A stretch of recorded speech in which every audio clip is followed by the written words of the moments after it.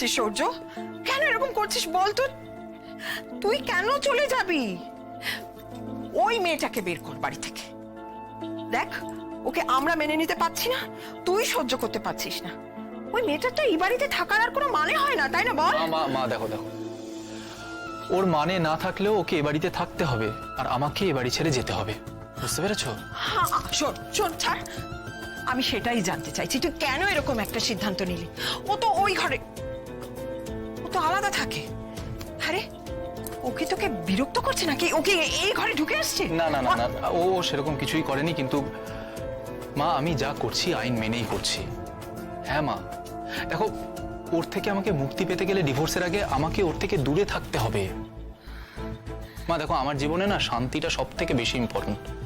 ও যে পরিমাণ টাকা চেয়েছে আমি ওকে দিয়ে দেব। ডোরা আমাকে এই কথাটাই বলেছে, তুই নাকি ওকে বলেছিস সব টাকা দিয়ে দিবি। আমি বিশ্বাস করতে পারছি না সূর্য, তুই তুই ওর কথায় ওকে 1.5 কোটি টাকা দিয়ে দিবি? তোর কি মাথাটা খারাপ হয়ে গেছে না নাকি? মা, আমি দিয়ে দেব। এটাই একমাত্র আমার ওর থেকে মুক্তি পাওয়ার উপায়। বাহ, আলাদাও থাকবি, টাকাও দিয়ে দিবি, তুই তো ওকে সব রকম কথা বলার, কাজ করার সুযোগ করে দিচ্ছিস। তোর বাবা শুনলে কিভাবে রিয়্যাক্ট করবে সেটাও বুঝতে পারছি না। অসুস্থ মানুষটা না আবার বেশি অসুস্থ হয়ে পড়ে। আমি বাবার সাথে কথা বলবো। কোথায় থাকবি তুই? আমি আমার অফিসের ফ্ল্যাটে থাকবো। মা তুমি চিন্তা করো না, তুমি যখন ইচ্ছে হয় চলে আসতে পারবে ওখানে। বাট আমার মেইনলি নীলুর ত্রিসীমানার বাইরে নিজেকে রাখতে হবে। আমার মাঝে মাঝে কি মনে হয় জানো তো, ওর আসল প্ল্যানটা হচ্ছে যে ও পুরো টাকাটাও নেবে এবং এ বাড়িতেও থাকবে। ওকে দেখলে না আমার মাথা গরম হয়ে যায় মা, আর এই মাথা ঠিক রাখতেই আমায় নিজেকে ওর থেকে দূরে রাখতে হবে। সত্যি কোথা থেকে যে সবকিছু হয়ে গেল। নীলুর জন্য সবকিছু তছনছ হয়ে গেল। মা দেখো এখন এত আক্ষেপ করে তো আর কোনো লাভ নেই, তাই না? যা হয় ভালোর জন্যই হয়, বুঝলে তো? আক্ষেপ করা ছাড়া তো আর কোনো উপায় নেই রে। চোখের সামনে দেখছি তোর জীবনটা ছারখার হয়ে যাচ্ছে। কি শুনলাম রে আমি কি শুনলাম রে বিক্রম? রাই এভাবে আমাদের মুখটা পোড়ালো। আমাদের বাড়ির মেয়ে তার বাবার শিক্ষা ভুলে আমাদের বাড়ির প্রত্যেকটা মানুষের মান সম্মানের কথা বলে। আরে বিক্রম, আরে অনির্বাণ যা যা বলে গেল সেগুলো যদি সত্যি হয়ে থাকে, আমি তোমাকে পরিষ্কার বলে দিচ্ছি, রাইকে এই বাড়িতে আমি ঢুকতে দেব না। এই বাড়িতে একটা বাচ্চা মেয়ে থাকে, এটা ভুলে যেও না কিন্তু। আর মাথা কাজ করছে না রে বিক্রম। আমি কিছু জানি না রে বিক্রম। আমি কিছু জানি না রে বিক্রম। একটা ফোন করতো একটা রাইকে ফোন কর। হ্যাঁ বলছি, সার্জারিটা তাও কতক্ষণের? মানে আমাকে এইভাবে কতক্ষণ শুয়ে থাকতে হবে? আপনি কি সারাদিন খুব ব্যস্ত থাকেন? হ্যাঁ, তা থাকি বলতে পারেন। অফিস, বাড়ি, বাইরের নানা রকম কাজ নিয়ে ব্যস্ত থাকতেই আমি ভালোবাসি। বুঝতে পেরেছি, এই জন্যই জিজ্ঞেস করলেন, তাই তো?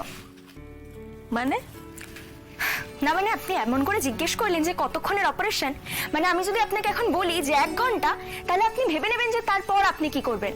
দেখুন, ব্যাপারটা কিন্তু সেরকম নয়। আপনাকে কিন্তু অপারেশনের পরেও যথেষ্ট রেস্ট নিতে হবে। তাই এখন থেকে এই কদিনের প্ল্যান মুলতবি রাখাই ভালো। আর কিছু হয়তো প্ল্যান করার দরকারই পড়বে না।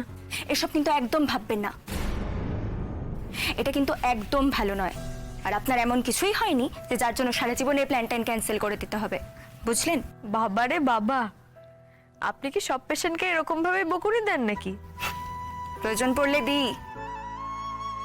এই তো আপনার বাড়ির লোক এসে গেছে, কথা বলুন। আচ্ছা শুনুন, এরপর কিন্তু ওনাকে ওটিতে নিয়ে যাওয়া হবে, খুব বেশি সময় নেই, ঠিক আছে? আচ্ছা, অপারেশনের আগে কিন্তু ওনার সমস্ত গয়নাগাটি খুলে আপনাদের কাছে রেখে দেবেন, ঠিক আছে? আর আপনি তো ওনার বোন, আপনি তাহলে নিচে এতক্ষণ কান্নাকাটি করছিলেন। দেখুন, এখান থেকে কিন্তু গোটা হাসপাতালটা একদম নো ক্রাইম জোন, বুঝতে পেরেছেন? একটু আগে কিন্তু ওনাকে বকেছি ভুলভাল কথা বলছিল বলে, এবার কিন্তু আপনাকেও খুব বকুনি দেব। তুই বস না এখানে, বস। বৌনি, আমার সব গয়নাগুলো এখানে খুলে রাখা আছে, একটু নিয়ে নাও না। আর আমার গলার হারটাও খুলে দিও। হ্যাঁ, হ্যালো দিদি ভাই, তোর কোনো অসুবিধা হচ্ছে না তোরা? না না, অসুবিধার কি আছে? ওরা তো কত যত্ন করে আমাকে রেডি করিয়ে দিল জানিস না। নিজেকে তো ভিআইপি বলে মনে হচ্ছে। রাই, একটা কথা বলি, মা এখানে আসছেন। বৌনি, তুমি মাকে জানিয়ে দিলে? তোমাদেরকে যে আমি বলেছিলাম কি করবো বলো? আমার মন বলছিল মাকে না জানানোটা একদম ঠিক হচ্ছে না।